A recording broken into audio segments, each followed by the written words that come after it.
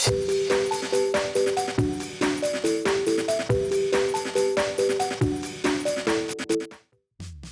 it going, YouTube? It's Panda time. This video we have another match from the PPG half case tournament. We have myself playing MagnaGarurumon going up against Imperial. Shout outs to Randy, really cool guy, really appreciate his attitude.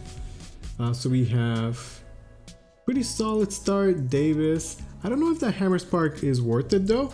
I would say that when you start with a 4-cost tamer, it's actually fine. It could be really awkward to spend the 4 memory and then 3 efficiently. Oftentimes you want to like Digiball for 2 and then play like a 3-cost card. So I don't think his Hammer Spark there actually does too much, and I think it'd be better to save it. In general, I like saving those type of cards to extend your own plays rather than to try and deny your opponent, because you might deny them or it might not do anything. We're able to set up a Pokemon and then our own Davis while he sets up Dual Tamer and EX2 win in the back. I think that hitting into Ice Wall kind of sucks there, but it is what it is.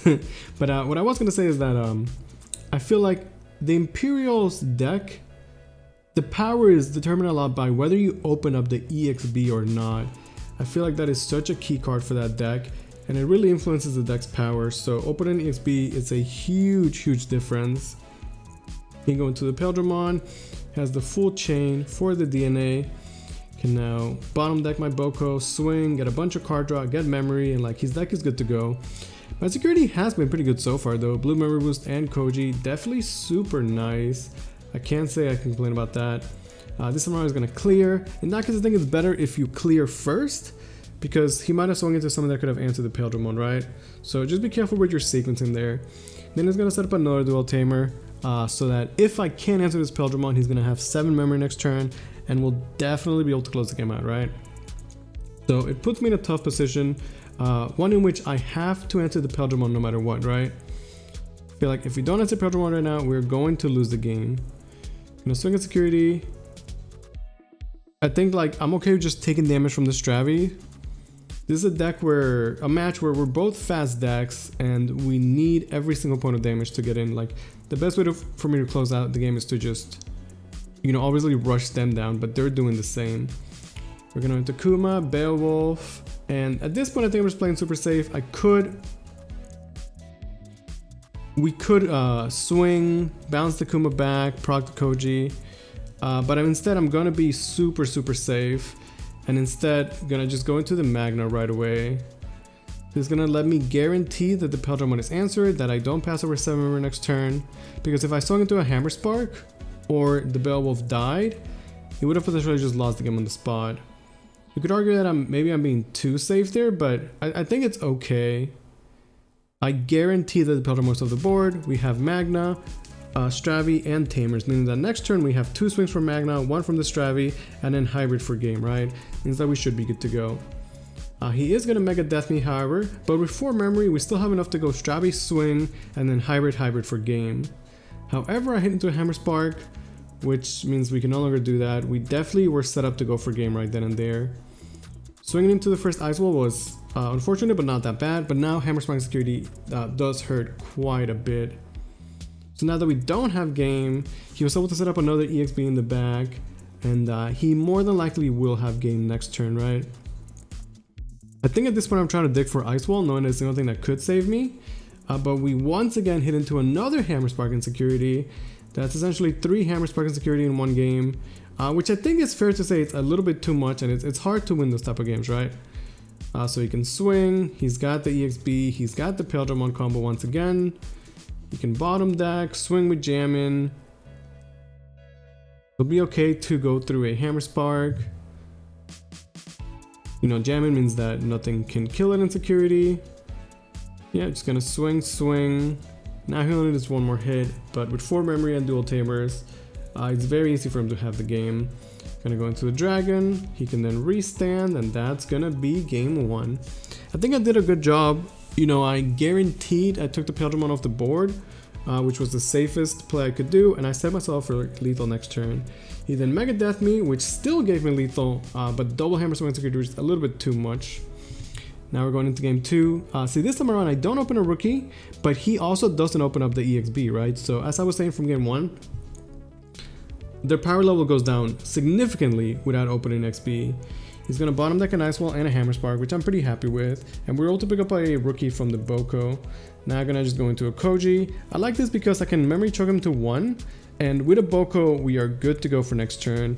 He's going to keep this thing in the back until we can draw Grizz. But, you know, we can Digivolve for free. Potentially have a Beowulf. Would be ideal. Going to swing first to get this Stravi draw. Getting the 1 memory of the Koji. We hit into a dual tamer, which is less than ideal, but I at least do have the Beowulf to bounce the Lightramon, and that feels pretty good. Both of my swings survive, so we're free to go pretty aggressive, and I can still try and sort of memory choke with the Koji. He can definitely promote and get the extra memory, but because that is the Stigmon and not the EXB, it doesn't give him enough to do the plays he wants to do, right? Meaning that he's going to once again just set up a rookie and wait a little bit. At this point though, we can swing, get the memory from the Koji to be safe from Hammer Spark. We can go into a Kuma. Swing at security, hit into a Davis. Boko swings, you know, we have memory because of the Boko. So essentially I wanted to guarantee the Boko memory game before we go for anything crazy, right? And that was a pretty clean game. And you could see that like my start was okay, right? We just didn't do anything too crazy. I was going pretty aggro like my deck can do. And he didn't have the EXBmon. And you see how much of a difference that makes. I also got so much value out of the Bokomon and Koji and Herald on that last game. Absolutely love Koji. He puts in so much work. We're going to start over with Davis. And then he's going to do the same. This time around he does have the EXBmon. So again, a much stronger opener. We're going to come out swinging. Most of the time with Magna, my Rookie Surge is there to, you know, cycle, get that chip damage, get the Upamon card draw. Boko's going to be bottom decking some key cards. Goodbye Omni, goodbye Ice Wall. But it's fine. We could just set up another Tamer. Set up a Stravi to pick up a Tamer. Sadly, we whiff on a hybrid there. Could have gotten one more draw, but it's fine. He swings. I will say I really appreciate the Lavramon in Herald from the new Lavra. Is pretty sick. He does swing into a Hammer Spark, which changes everything because now he can't just do the Stingmon play. Meaning that he's forced to just manually Digivolve into Imperialdramon, which is much, much worse. So once again, we're forced to... Can we deal with this Imperialdramon, right? My deck definitely can. We don't have a Koji set up, but we could still potentially go into a Magna from the Davis. It cost me my Davis, but to answer a Imperialdramon, it's definitely worth it if I do have the right cards. Ignoring the Imperialdramon is too risky. I might not have an answer to it though, so we're gonna see if I can find a way to deal with it. Looks like we don't have a way to deal with it because we're still searching for pieces. So kind of scary that Imperialdramon gets to survive and swing 2 more times next turn. We set up a Koji. At least this time he doesn't have a dual tamer, so it's only 3 memory. Still pretty good though, like he can swing at the Imperialdramon, gonna get the memory. Again, that Lavramon actually put in so much work. And is doing a good job of setting up in the back, right? With another EXB in the back and Davis, means that this Imperialdramon could do a bunch of damage, and then next turn he should be set up for game, right? So I would say a very, very strong opener from Imperial here. He's not able to actually clear my board though. We do get bodies. Yeah, gonna go into a dragon mode to pass the turn, which actually is not that strong. He only gets 1 body. Like a fighter mode or anything else would have been much stronger there. Because sure, while he might be set up for game next turn, we have multiple bodies. We can again guarantee the Boko memory. Swing. Gonna go into the Beowulf. Take the Koji memory. Beowulf essentially free. Dies, but we still have 3 swings and a hybrid for game after. So honestly, just like pretty simple aggression, no crazy combos, but just some clean Digimon play. I hope you guys enjoyed that one. Thank you guys so much for watching.